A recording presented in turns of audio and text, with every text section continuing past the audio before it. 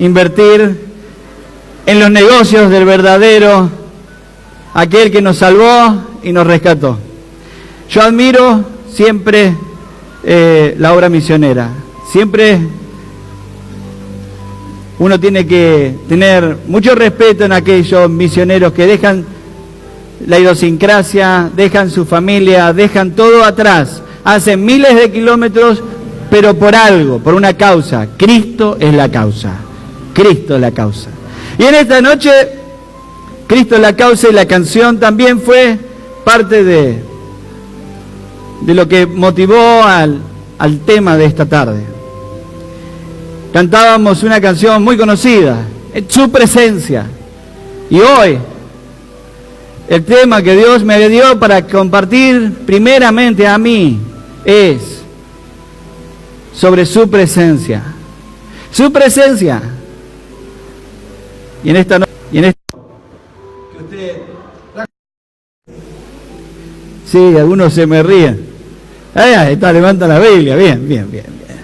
Si trajo la Biblia está bien, y si no trajo la Biblia, por ahí quizá aparecen los versículos que vamos a leer. Y si no aparecen y usted quiere leerlo, porque está bueno leer la Biblia, ¿no?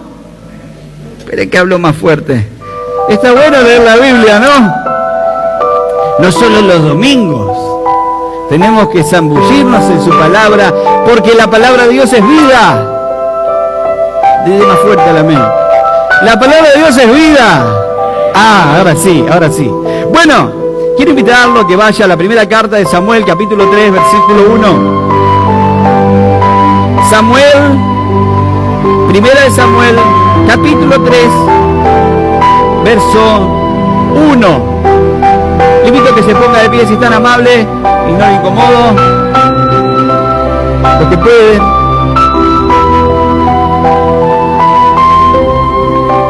Primera de Samuel, capítulo 3, verso 1. Encontró, mire, fíjese al lado si hay alguno que no lo tiene, o si quizás todavía no lo puso en la pantalla. Es importante que leamos. Y dice ahí, versículo 1, y el joven Samuel, ¿qué hacía? Dice ahí su escritura. Ministraba a Dios, a Jehová, en presencia de Elí. ¿Está ahí conmigo? Bien. Y la palabra de Dios y la palabra de Jehová escaseaba en aquellos días. No había visión con frecuencia. Verso 2. Y aconteció un día como hoy, aconteció un día que estando Elí acostado en su aposento, cuando sus ojos, dice la palabra, comenzaban a oscurecerse de modo que no podía ver. Verso 3, Samuel estaba durmiendo. ¿Cuántos de nosotros cantamos en la escuela dominical, no, esta canción? Pero no voy a poner a cantar.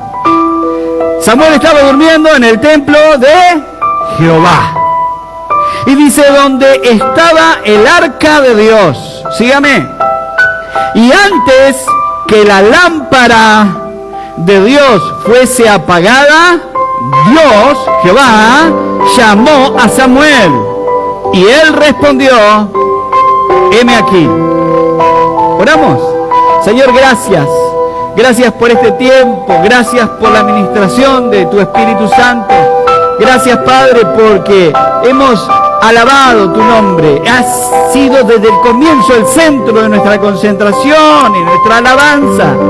Señor, las alabanzas que entonamos hablan de tu poder, de tus promesas. Hablan, Señor, de lo que tú eres para con nosotros. Gracias, Señor, que podemos reunirnos y podemos alabarte. Y somos uno en ese momento. Y en este momento, Señor, que también disponemos nuestra vida a escuchar tu palabra, te pedimos que nuestra mente, nuestros oídos sean destapados. Que nuestra mente sea despojada de todas las cosas que aturdan a que el Espíritu Santo obre en nuestra vida.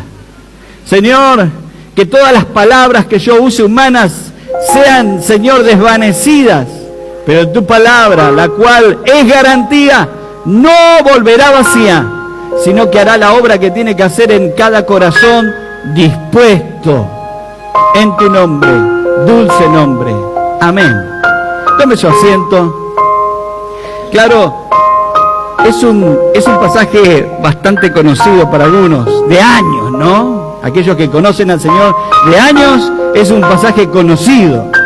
Pero el contexto de este pasaje es un poco interesante. La presencia de Dios ya no estaba. Algunos de ustedes quizá no lo tenían en cuenta, pero la presencia de Dios no estaba como en el Antiguo Testamento más años atrás, cuando Dios se le presentaba a Moisés y hablaba cara a cara. ¿Escuchó? ¿Usted se imagina hablando cara a cara con Dios? Yo no. Dios me guarde. Pero Moisés tenía la oportunidad, tuvo varias veces de estar cara a cara con Dios. Con el tiempo el hombre fue, permítame esta palabra, prostituyendo la fe. Pastor, qué palabrota. Sí, fue haciendo que la fe sea prostituida por las cosas del mundo. Y acá tenemos a Elí, un hombre ya grande. Samuel, usted conoce la historia, había sido el hijo de una promesa, un milagro fue. Gracias a ese milagro, a él lo conceden a que esté al cuidado del sacerdote. En esa época el sacerdote no solamente era sacerdote, sino también ejercía los poderes gubernamentales. Era eso, el poder de la ocasión de la ciudad de Israel, más el cuidado de lo que era lo espiritual. Y escúcheme, en eso Elí había ya pasado años. Y muchos de ustedes conocen que en este pasaje Elí está en las últimas de su vida, en los últimos días de su vida. Elí estaba grande ya, casi no podía ver, pero lo peor no era que él no veía físicamente. Él había perdido la visión de Dios. Había perdido lo que Dios le había dado alguna vez. Pero tenía ahí a un jovencito, Samuel, un jovencito que dice la Biblia, lo leímos juntos, ¿no? Que dice que el joven Samuel ministraba. ¿Ministraba en dónde? En el templo. Él ministraba al Señor. Y es interesante, ¿no? Porque ministraba en el templo, pero llega el momento, el versículo 3, le invito a que lo vea, y dice que Samuel estaba durmiendo. Yo sé que algunos en algunas prédicas cabecean, porque de acá se ve todo. ¿No? Pero estamos hablando que él estaba durmiendo de verdad.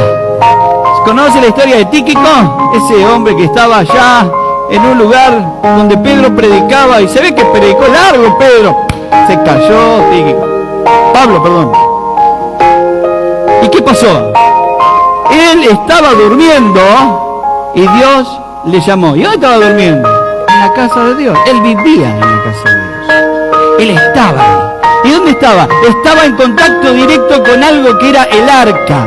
El arca era donde la presencia de Dios se manifestaba. Y claro, estábamos hablando de historia. Pastor, eso es el Antiguo Testamento. Sí, bueno, traigámoslo a hoy. Los aspectos religiosos de este tema hablan acerca de sentir realmente la presencia de Dios en nuestra vida. Claro, Samuel dice que muchos han escuchado, ¿no? Samuel escuchó y no entendió si era quién era, si era Elí. Usted conoce la historia. Y él iba y preguntaba a Elí, ¿fuiste tú que me llamaste? No, no fui yo, anda a la cama. No fui yo. Muchas veces, por más que estemos adentro de la iglesia, perdone que lo diga de esta forma, que ministremos al Señor, puede ser que no estemos calibrados con su voz. Puede ser que no esté, quizá el dial no esté calibrado. Y cuando escucho la voz, no es la de Dios, es mi voz. Es esa voz de la conciencia. Y muchos decimos, no, porque Dios me dijo. Y tenemos mucho de eso. Y tenemos mucho de eso en nuestro corazón y tenemos mucho de eso en nuestra forma de ser, porque somos así. Porque muchos de nosotros creemos de que el sentimiento que tenemos forma parte de la espiritualidad que debemos tener. Y no pasa por lo que sienta tu corazón, sino por lo que viva tu corazón. No pasa por lo que sientas hoy en hora que estamos acá, 2 horas, sino por lo que vivas después de esa puerta, lo que vivas en casa, lo que vivas en la oración, lo que vivas realmente en su presencia. No tengo que venir a la iglesia para sentirme en su presencia. No, tengo que estar en su presencia en el trabajo. Tengo que estar en su presencia cuando tengo problemas en el trabajo, cuando me presionan en el trabajo, cuando hay problemas en la familia, cuando hay problemas en el matrimonio, cuando hay problemas de salud. Tengo que estar en su presencia. Ah, pero pastor, eso es muy difícil. Bueno, bienvenido, porque las buenas nuevas es que no es fácil. Sí es fácil, ligera la carga, dice el Señor, pero hay una entrega de tu vida y mi vida que es a sacrificar nuestras prioridades para que sean las de Él. Pero Samuel estaba sirviendo. ¿Qué leemos? Samuel servía al Señor. Samuel estaba en todo, él conocía todo. ¿Sabes qué conocimiento no te lleva a ser sabio? Hola, no se me duerman. El conocimiento no nos lleva a ser sabios, porque conocer no nos garantiza de que su presencia esté en nuestra vida. Y lo que tenemos que orar hoy por hoy, y más que todo, porque estamos en tiempos peligrosos, como bien lo dice la Biblia, en los últimos tiempos vendrán muchos falsos profetas. Falsas personas que se pondrán no solamente en los púlpitos, sino que también por los medios que sean, a decir que Dios les dijo, a torcer la Escritura y decir lo que la palabra de Dios nunca dice. Y claro, escuchamos, y si no tenemos dónde agarrarnos, ¿no? Ah, puede ser. No, y puede ser, entendemos que sí, quizá puede ser. Entonces, ¿cuál debería ser nuestra actitud frente a eso? Bueno, acá pasaba algo. Fíjese el versículo, capítulo 2, versículo 17, ahí cerquita está. Habían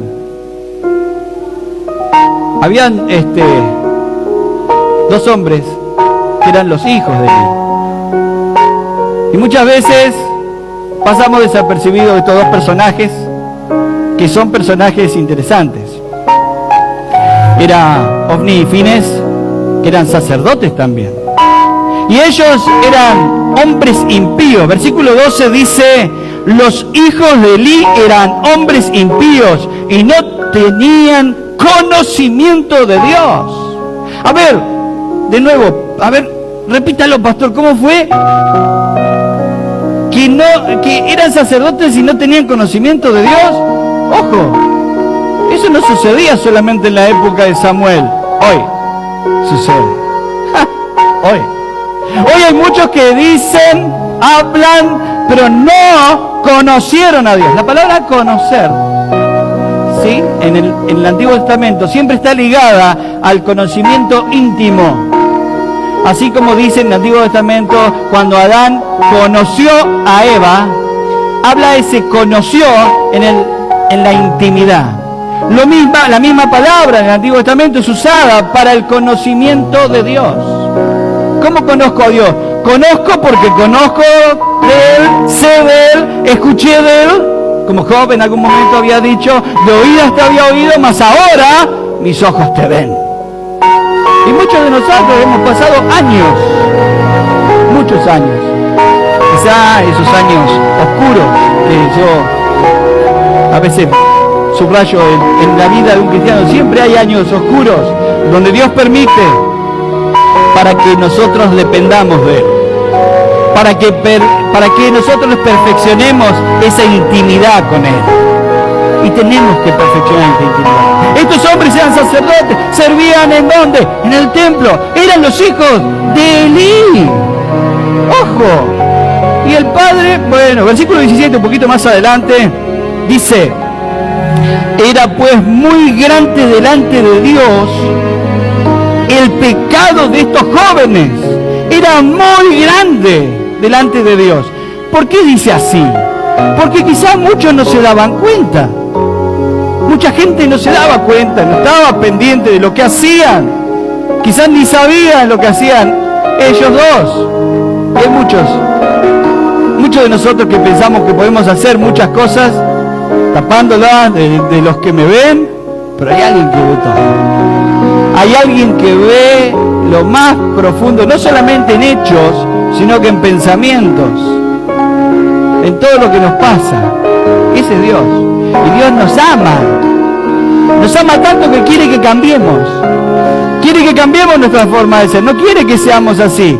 Él nos ama, nos acepta como somos, pero no quiere que quedemos así como estamos.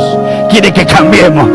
Quiere que nuestros viejos y malos hábitos se transformen en buenos hábitos y algunos desaparezcan. Y algunos ya no los hago más. ¿Por qué? Porque sé que no le agrada a Dios. Y ahí es donde estaban estos dos pensando que podían hacerlo. Sigue el versículo diciendo: porque los hombres menospreciaban las ofrendas de Dios.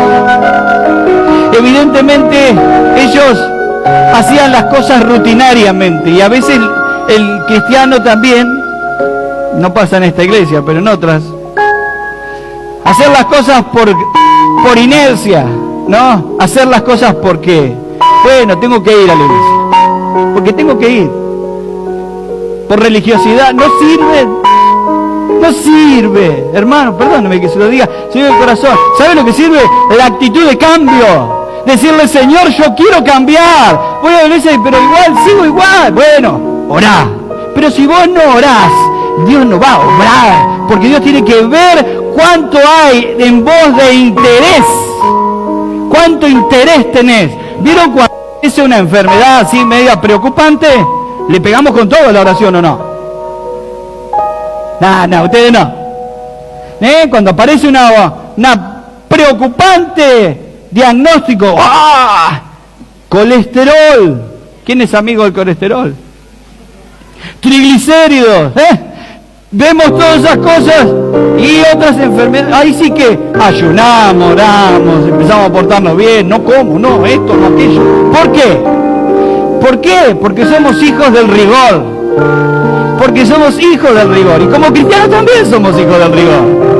Nos tiene que el Señor llevar hasta las pruebas más increíbles en nuestra vida. Increíbles. Cosas decís: pero ¿para qué me embarqué en esto? Porque yo abracé la cruz, pero yo pensé que la cruz estaba como esta, toda pulidita. No, está llena de espinas. Está llena de espinas y que te vas a lastimar. Y que vas a venir, pero ¿sabes qué? Viene un cirujano del cielo y viene con su bisturí y sutura. Sana con amor, viene, nos busca. Él es nuestro consuelo. Él es el que entiende cómo estamos. Él no te desprecia. Él te ama, pero te dice: carga de nuevo la cruz.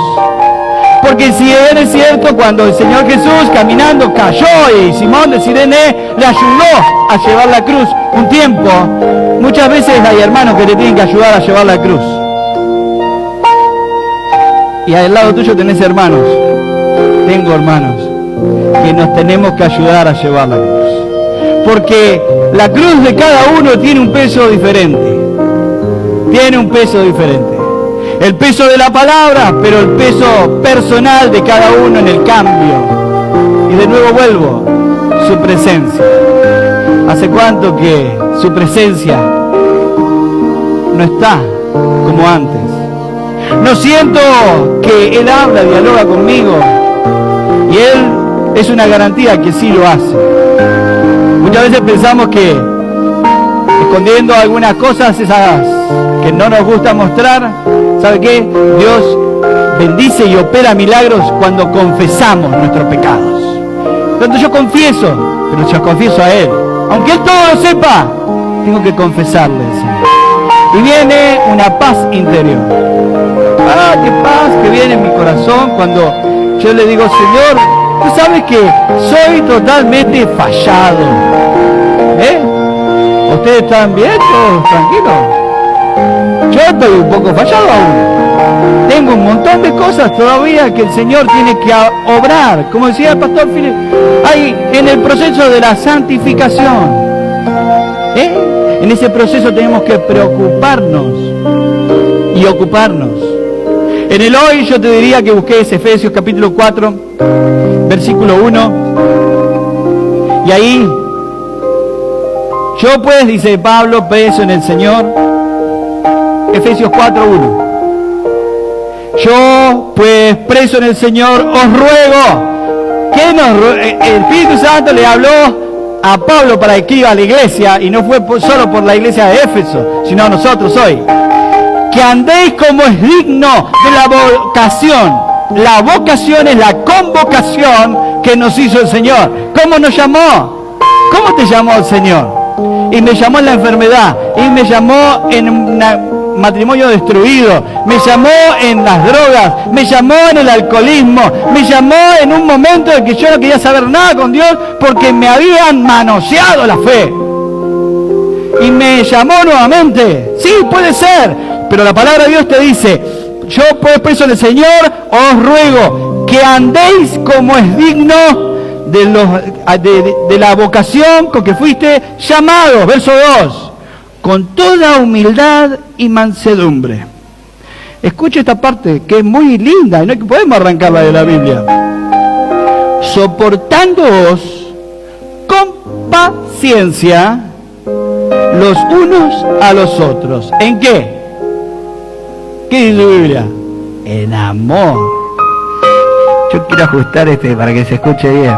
En amor. Usted mira que está al lado y dice, yo te amo. Ya, si tu esposa le va a decir, si tu esposo te amo, claro, lógico. Pero tenés que amar a tu hermano. Ah, pero pastor, mire cómo está este. ¿Y sabe qué? Está en un proceso.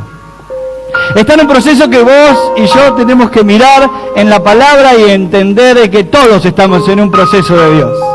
En ese proceso de Dios que no tenemos que juzgar. Dios no nos dio esa facultad. Dios no nos permitió a nosotros juzgar. Él juzga. Y Él sigue diciendo en su palabra, solícitos en guardar ¿qué cosa? En cuidar, en prestar atención ¿en qué cosa? La unidad del Espíritu en el vínculo de la paz. Es poquito. Greenpeace, ellos quieren la paz y qué sé yo, y hay otros modelos de paz en el mundo. Pero esa no es la paz que habla la Biblia. Él habla de otra paz. La paz que tiene que haber viene de Dios.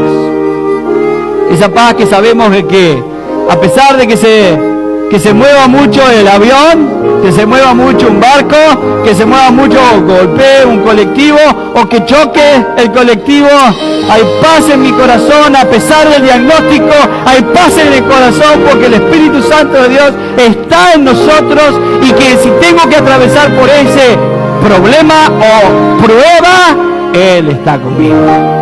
Y hay paz. No me importa el diagnóstico, claro, atenderé a todo lo que tengo que hacer, pero sé que hay paz en mi corazón, porque si parto de esta vida, voy a una vida mejor. Amén. Parto de esta vida, voy a una vida mejor. Qué importante es, 1 Corintios capítulo 10, versículo 6, nos habla también de algo lindo. Hay tres cosas ahí. 1 Corintios 10, 6 dice,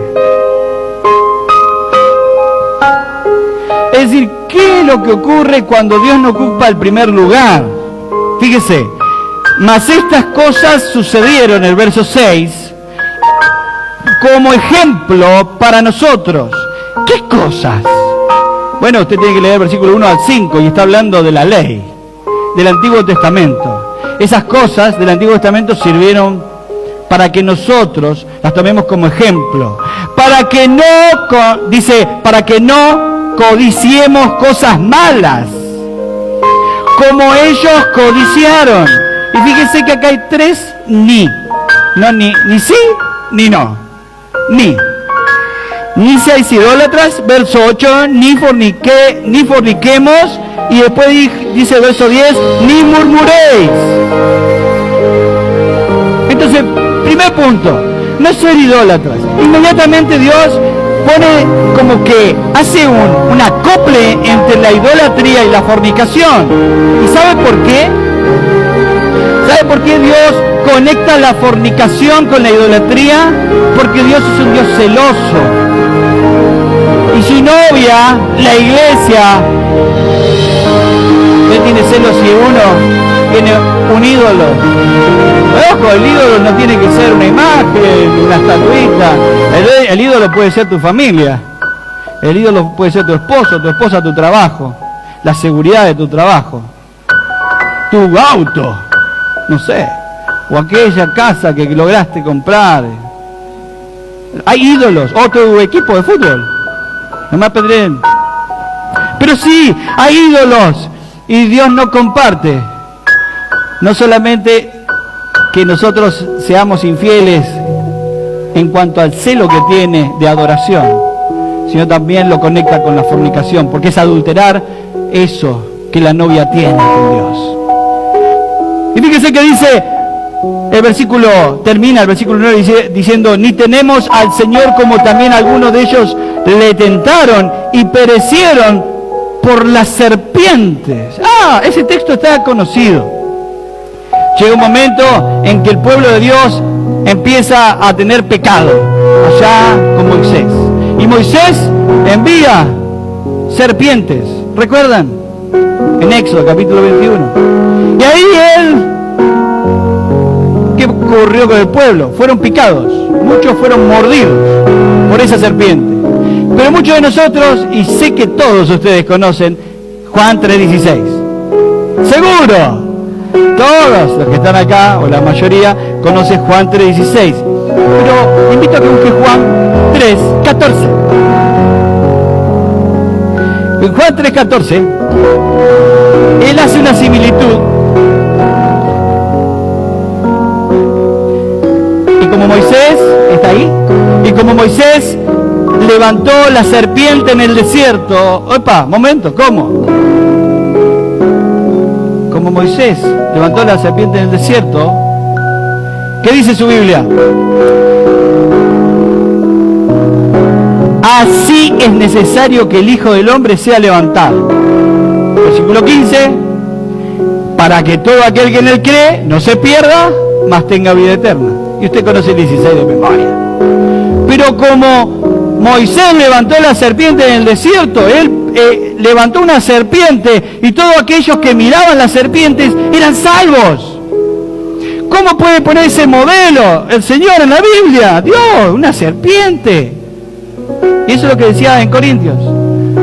Eso es lo que tenemos que reconocer, que cuando nosotros miramos la cruz, miramos que Dios, Jesús mismo, Dios, se hizo maldito por nosotros. Se hizo maldición por nosotros. ¿Escuchó? Él cargó todos los pecados. Todos los pecados. Él es ese ejemplo, sí, es la sombra de aquella serpiente levantada por Moisés, porque ellos habían sido picados. Y cuando veían esa serpiente, dice que el momento de mirar esa serpiente, eran sanados, eran salvos. Y ese es el ejemplo hoy de lo que nosotros tenemos que reconocer, que en la cruz somos salvos de la picadura mortal de la eternidad. Al mirar la cruz veo de que la cruz está vacía, porque la tumba está vacía y porque Él vive, porque venció la muerte y hoy tengo vida porque reconozco que Él llevó mis pecados. Él llevó mis pecados y ya no tiene más nada que ver aquello que yo hice en el pasado, porque Él me salvó. Y a veces venimos a la iglesia y no venimos con cara de salvados. ¿No? No venimos con cara de salvo, venimos con la cara larga. Nos pateamos la cara o la pera. Y no tenemos cara de salvos. A ver, ponga cara de salvo. Ponga cara de salvo. Tiene que poner cara de salvo cuando viene a la iglesia. Porque cuando viene dice, sí, pastor, pero yo tengo esto y aquello. ¿Sabe qué? Cuando nos reunimos a alabar al Señor, venga con cara de salvo. Venga con cara de salvo, a pesar de las pruebas. ¿Por qué? Porque eso es un indicador de que Dios está trabajando, que Dios está obrando, que Dios está trayendo ahí en tu corazón una mejora continua con Él, con el Maestro, con aquel que te da la vida. Y hay una garantía, no termina en una lápida fría, sino que atraviesa una tumba y ya no hay muerte. Porque la muerte no tiene victoria sobre vos ni sobre mí, porque Él la venció en la cruz de Calvario. Amén. Él venció la muerte. Gloria al Señor. A Él sea la gloria. A Él sea la gloria. Y hay algo importante que hoy muchos que alaban y asisten, ¿no?, a las iglesias, hace tiempo que Dios desapareció. Igual van a la iglesia. No, y abren la iglesia, y hay iglesia grande, y la presencia de Dios no está. ¿Qué está diciendo, pastor? Sí. Le doy garantía de que hay muchas iglesias que la presencia de Dios no está. ¿Y usted qué tiene para decirlo? La palabra de Dios lo dice. Los frutos lo dice. ¿Qué lo dice en una congregación? Los frutos de amor, los frutos de cómo mirás a tu hermano, cómo tratás a tu familia, cómo sos en la sociedad saliendo de esa puerta, ¿no? Porque acá yo veo un montón de alas, unas alas, todos ángeles, arcángeles, serafines, y qué sé yo. Y algunos tienen turbo. Claro. Pero, cuando salimos de acá, por esa puerta, hay algo mágico que ocurre. Me transformo, ¿no?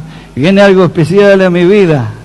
Sigo siendo el mismo cristiano que conoce al Señor, que escuchó las alabanzas, que nos emocionamos, y claro, y derramamos lágrimas, pero mi corazón, la presencia de Dios, cuando se apagan estas luces, cuando ya no suena la música, ¿a dónde está la presencia de Dios? ¿Dónde está la presencia de Dios? Te acompaña a casa, te acompaña al trabajo, cuando te levantás a la mañana, cuando mirás a tu esposa, cuando mirás a tus hijos, cuando se te viene la mano en el trabajo, cuando te aprietan el trabajo, cuando no te pagan, orás, ¿no?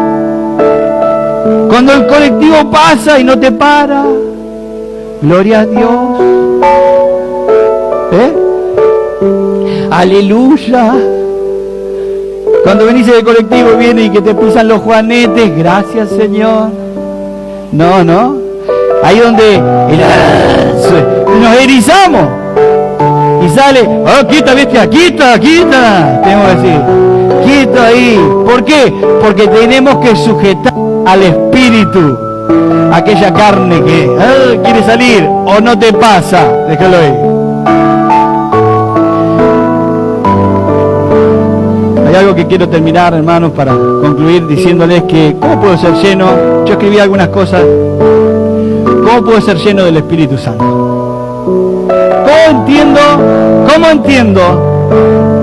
¿Cómo entiendo que tengo que ser lleno del Espíritu Santo? Oh, pastor, yo quiero ser lleno del Espíritu Santo, cual jarra que agarra un vaso, ¿sí?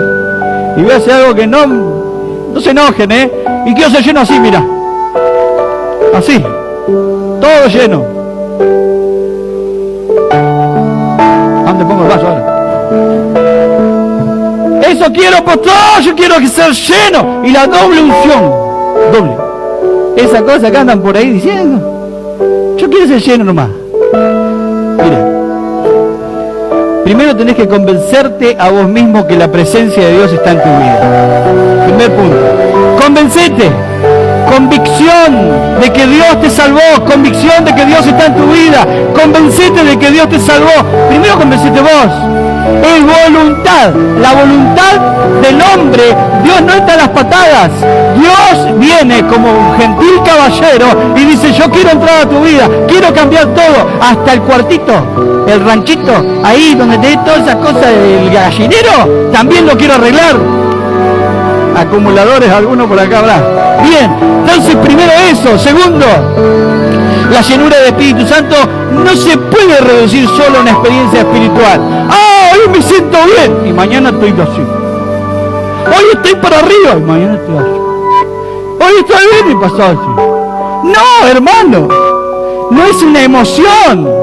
Si es la emoción del momento cuando gana River, ¡pum! Y cuando gana Boca, ¡pum! ¿No?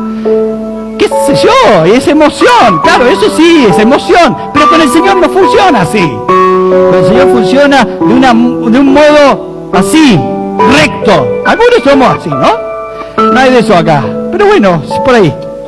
Somos, ¿qué cosa?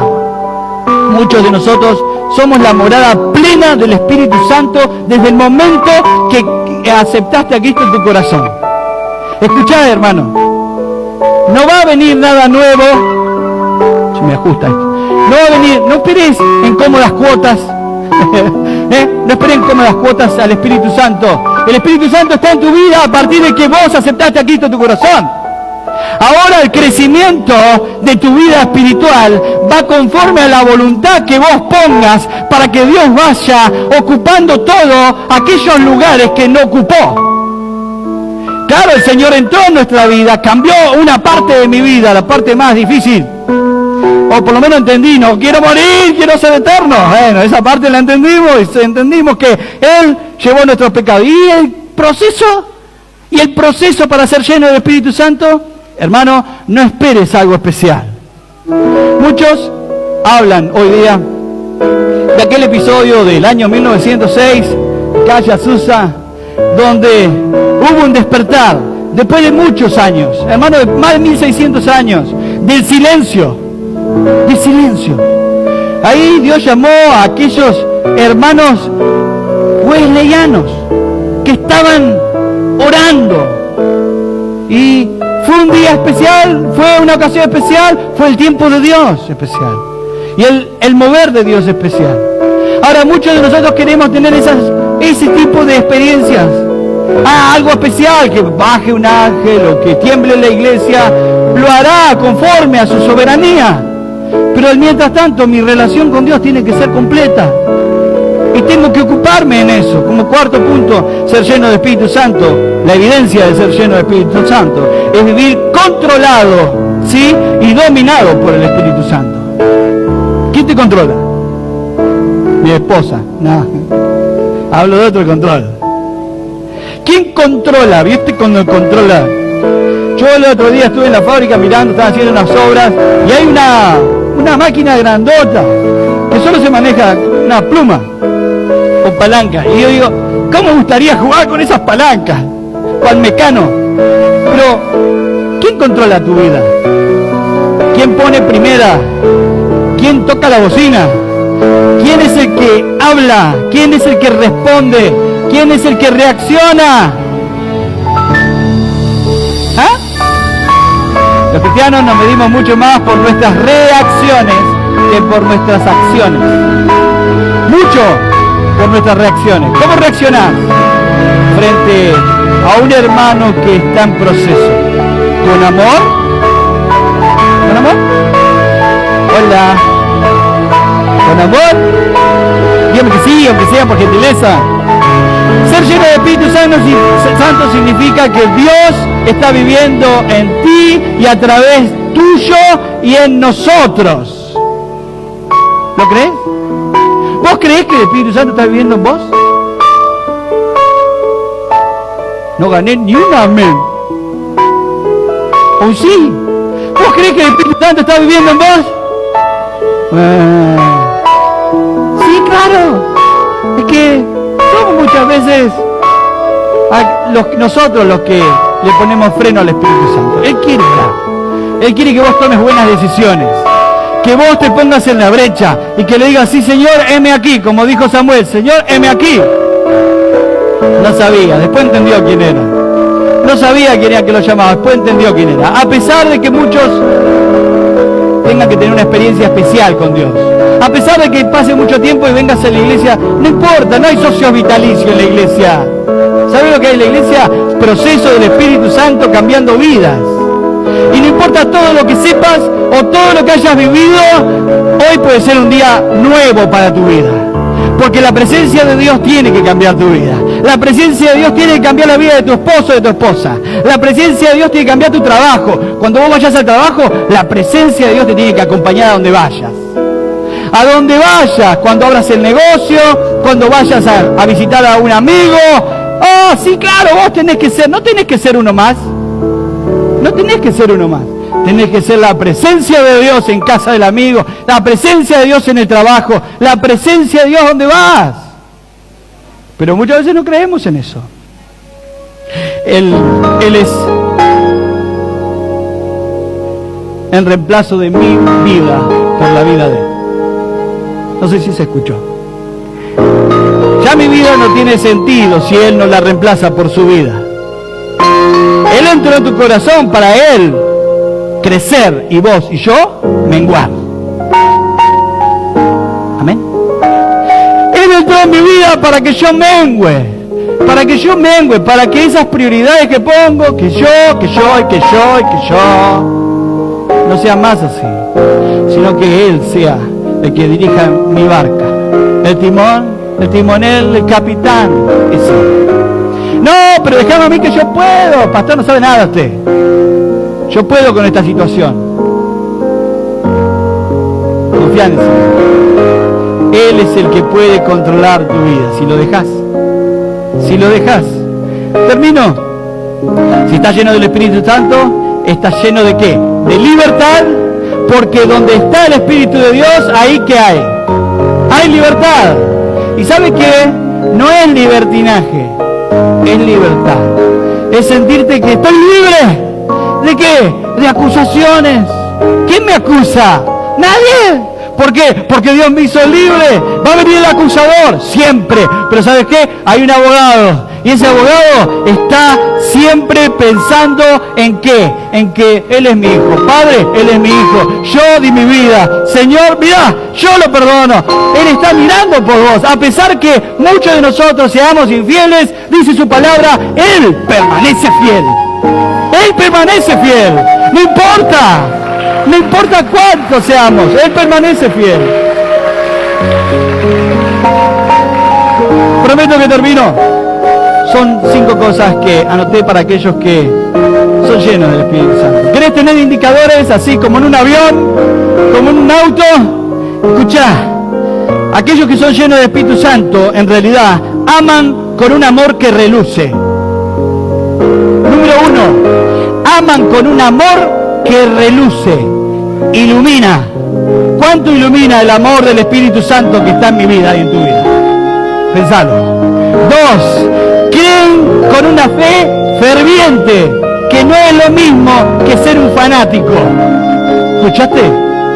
Fanáticos hay muchos, pero la fe ferviente, que a pesar, como esa canción que cantábamos, ¿no? He decidido seguir a Cristo. Y ustedes saben mucho la historia de ese misionero que estaban matando uno por uno a sus hijos, y él seguía cantando esta canción hasta que lo mataron, lo asesinaron a él. ¿Estás dispuesto a eso?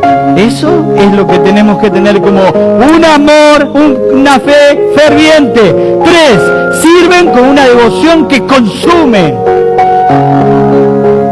¿Cuánto servís al Señor? ¿Vos creés que no sos útil? Sos útil en las manos de Dios. Todos somos útiles. Todos, no hay ningún inútil. Cada uno toma su posición. Si vos querés que Dios no te use, serás un inútil. Perdón. Sí, pero Él quiere usarte. La estrategia de Dios es usar a todo su equipo, a todo su ejército, para arrebatar las almas del infierno y traerlos al reino de la gloria. Pero estas son las señales. Como 4, odian el pecado con firmeza que quema. Cuando uno habla de pecado, lo primero que viene a la cabeza es el pecado que uno tiene, y tenemos que ser concretos. Tenemos que odiar el pecado. El odio, no, entienda bien, es no ser hacedores de pecado. No pensar en pecar.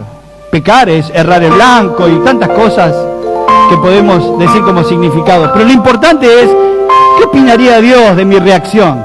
¿Qué opinaría Dios de cómo te hablo a vos y cómo le hablo a mi esposa cuando quizá hay una discusión? ¿Cómo le hablo a mi jefe? ¿Cómo le hablo a la persona que está acá enfrente, que es un alemán y que muchas veces se enoja? ¿Cómo le hablamos a las personas? Eso es una forma, es una de las formas de que nuestra vida tenga que tener pendiente de odiar el pecado. ¿Odiamos el pecado o jugamos con el pecado, como lo hacían estos dos jóvenes sacerdotes? Y quinto, se regocijan con un gozo que resplandece.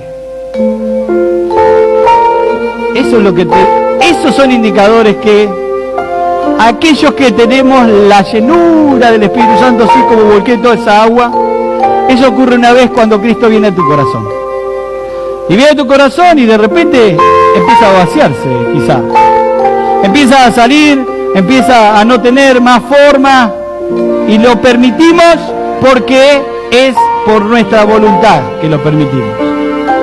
Por eso hoy es una oportunidad para cada uno, para decirnos: Señor, yo quiero que el Espíritu Santo y su presencia esté siempre en mí. Que no se apague el Espíritu Santo, que sienta ese amor que sentía hace poco y sentía hace tiempo, y ya no tengo ese amor. Ese amor que me inunda y que me hace amar a mi hermano, y no solo a mi hermano, a mis enemigos, dice la palabra. Tengo que amar, tengo que orar y tengo que hacer lo que Dios me mandó, el legado que Dios nos mandó: ir por todo el mundo y predicar el Evangelio a toda criatura. El que creyere será salvo. Amén. Póngase de pie, por favor. Vamos a orar al Señor. Sabemos que estamos viviendo en esta época en nuestro país con situaciones, sobre todo económicas, ¿no?, que hacen que muchas veces tienen una conexión con lo espiritual. Me gustaría que todos escuchen un poquito.